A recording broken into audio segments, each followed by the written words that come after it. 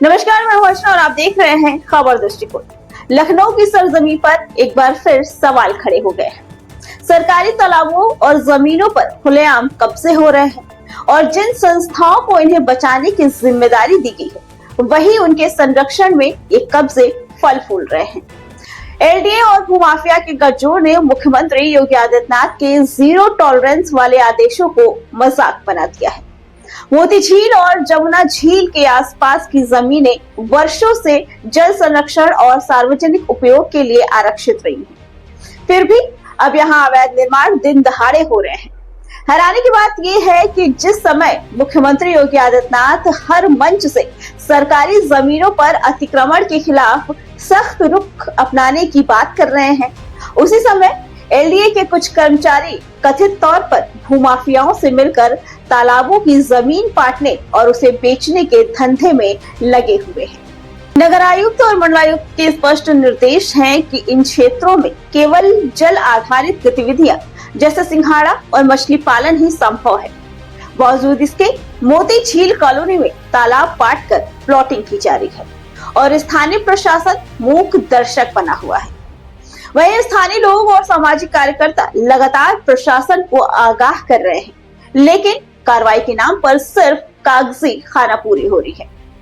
22 मई को प्रमुख सचिव आवास पी गुरु प्रसाद ने ये स्पष्ट निर्देश दिए कि इस प्रकार के अवैध कब्जों पर सख्त कार्रवाई होनी चाहिए। इस मामले की गंभीरता का अंदाजा इसी बात से लगाया जा सकता है कि संसद में भी कई बार ये मुद्दा उठाया जा चुका है, लेकिन इसके बावजूद ना तो एलडीए हरकत में आता है और ना ही नगर निगम और ना ही जिला प्रशासन इस पे कोई ध्यान देता है।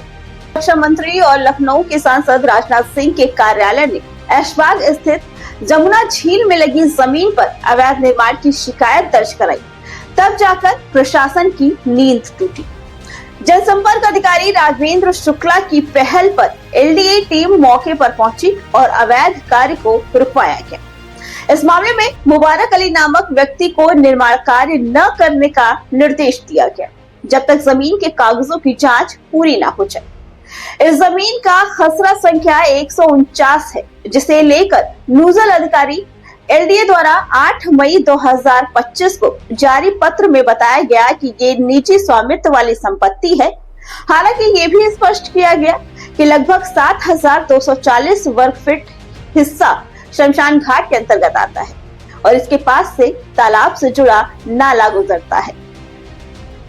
तो सवाल ये है कि अगर जमीन निजी है तो वहां शमशान और नाला कैसे है, और अगर वो सरकारी है तो फिर उसे पाटने और प्लॉटिंग करने की इजाजत किसने दी? ये पूरा मामला न सिर्फ प्रशासनिक लापरवाही का परिचायक है, बल्कि ये संकेत भी देता है कि किस तरह से कुछ प्रभावशाली लोग सरकारी व्यवस्था का फायदा उठाकर अपने स्वार्थ सिद्ध कर रहे हैं। ऐसे में जरूरत इस बात की है कि मुख्यमंत्री स्वयं इस प्रकरण का संज्ञान ले और ऐसे सभी अधिकारियों और भूमाफियाओं के खिलाफ तत्काल और कठोर कार्रवाई करे जो जनता की जमीन पर कब्जा जमाने का दुस्साहस कर रहे हैं। सरकार की साख और व्यवस्था की पारदर्शिता तभी बनी रहेगी जब इन मामलों में निष्पक्ष और सार्वजनिक कार्रवाई की जाएगी, वरना आने वाले समय में सरकारी जमीनें और तालाब सिर्फ इतिहास के पन्नों में ही रह जाएंगे। हम खबर में फिलहाल इतना ही। बाकी खबरों के लिए देखते रहें खबर दृष्टिकोण।